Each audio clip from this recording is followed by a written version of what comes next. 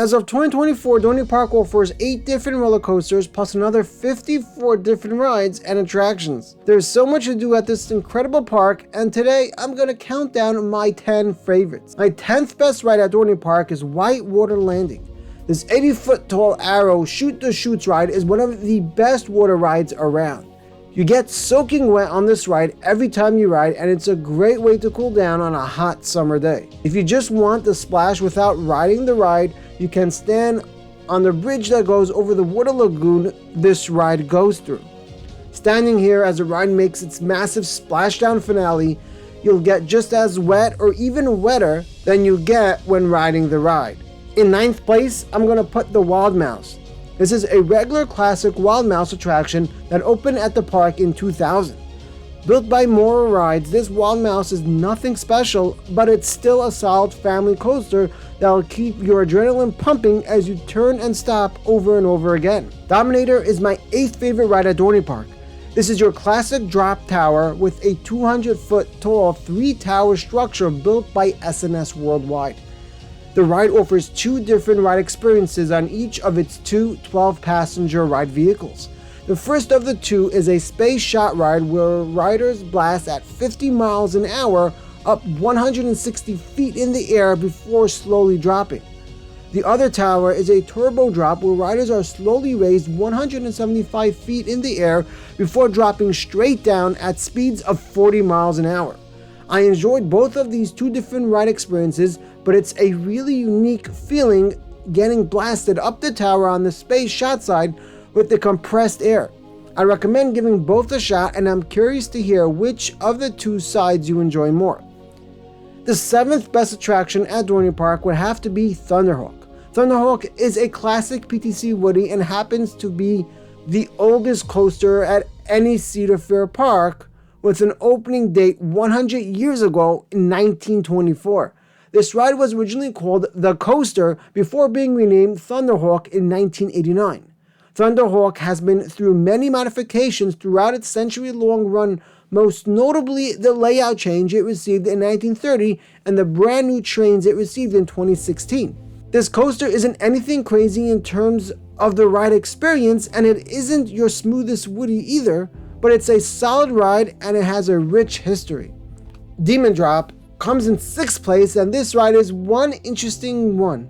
Built by Intamin, this ride or coaster or whatever it is originally operated at Cedar Point from 1983 to 2009 before being relocated to Dorney Park for the 2010 season.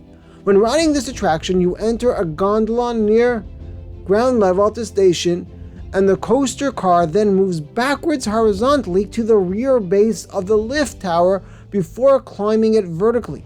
After reaching the top, you slide forward the hang over the drop track for a few moments before being suddenly released, dropping 60 feet straight down.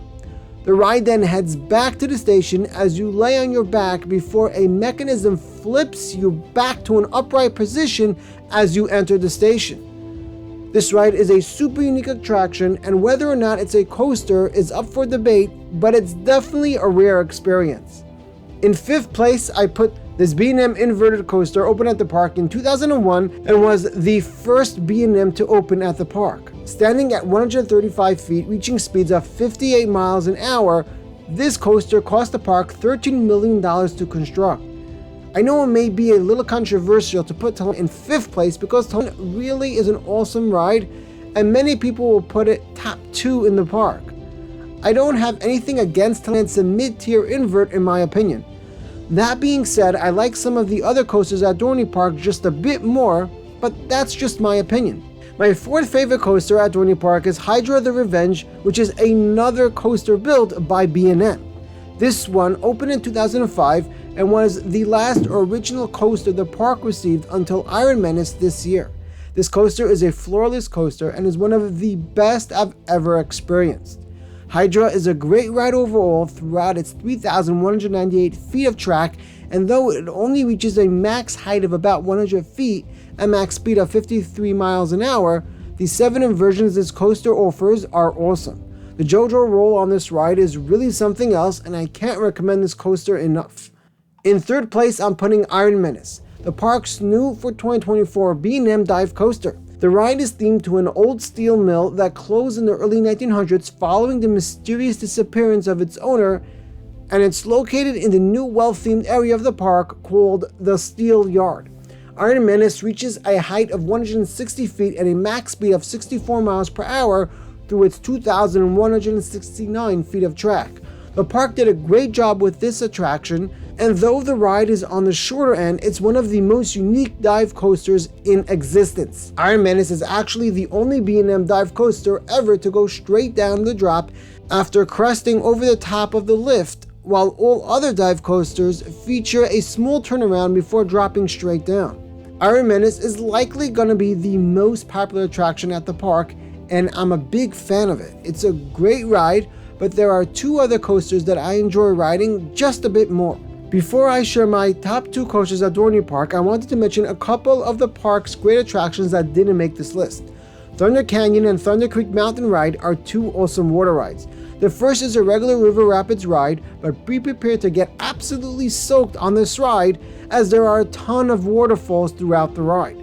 Thunder Creek Mountain Ride is a great log flume and is a pretty unique one if you ask me. Dorney Park also has a Thunderhawk called Meteor and a chance frisbee called Revolution, both of which I haven't ridden. Dorney Park's train is also not one to sleep on, and it will give you some time to relax and take in great views of the park. The roller coaster I enjoy riding second most at Dorney Park is Possessed, an inverted intimate impulse coaster that originally operated at Six Flags Ohio from 2000 to 2006. Cedar Fair would eventually purchase Six Flags Ohio and then eventually remove this, sending it to Dorney Park in 2008. The coaster originally opened under the name Voodoo but would be renamed Possessed just a year later. The coaster is a pretty simple one, launching you backwards and forwards up a pair of vertical spikes. Possessed is the park's only launch coaster. I don't know why no one else talks about it much. There's something I really love about these intimate impulse coasters that is truly amazing.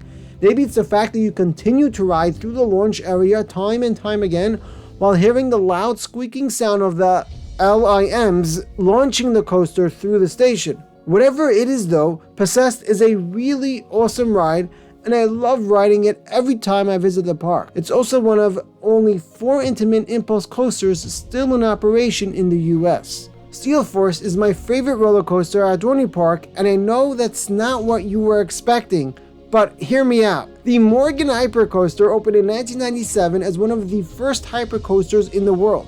With 5,600 feet of track, this ride is one impressive one, standing at 205 feet tall and reaching speeds of 75 miles an hour.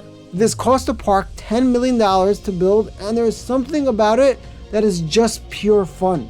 The airtime I get on this coaster makes for some of the best I've ever experienced, and this is a really complete ride experience in my opinion.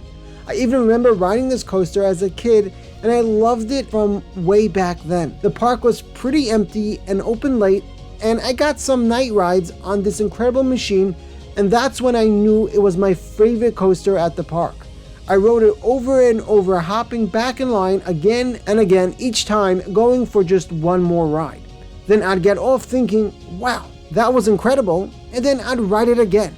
Since then, I have ridden many other hypercoasters across the country, and Steel Force doesn't hold a candle to many of them. But at Dorney Park, I still think it's the best coaster in their lineup. Steel Force is really a hidden gem, and I hope we see the park build a massive coaster soon that shatters everything currently at the park.